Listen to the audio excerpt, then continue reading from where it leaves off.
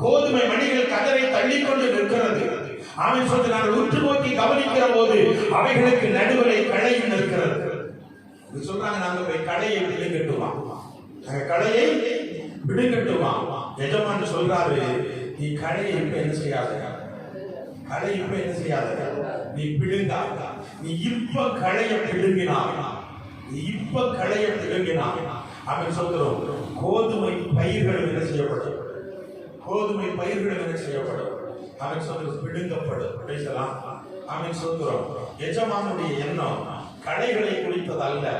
அவன் சொல்கிறோம், கோதுமை பயிர்களை குடித்தது. கரங்களை கட்டி பதர்களை குடித்தது அல்ல.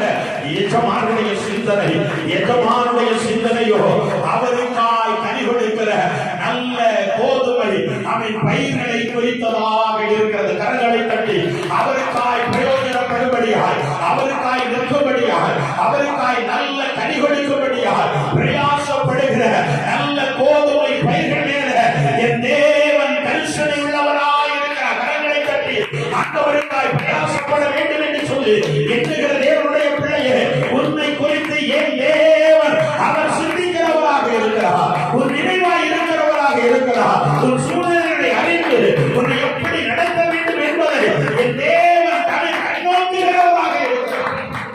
சுதந்திர மண்டபமே, கலைகளை பிடுங்கி போடுவது எஜமானுக்கு அது ஒரு பெரிய காரியம் அல்ல. வேலைக்காரங்க இடத்துல ஒற்ற வார்த்தை தான், கேட்டவங்க இடத்துல ஒற்ற வார்த்தை தான், நீங்க பிடுங்கிடுங்க. ஆனா அவன் சொல்கிறோம், எஜமானுடைய எண்ணம் என்ன தெரியுமா? அவன் சொல்கிறோம், கோதுமை பயிர்களும் இருக்கிறது, அவைகள் சேதப்பட்டு விடக்கூடாது.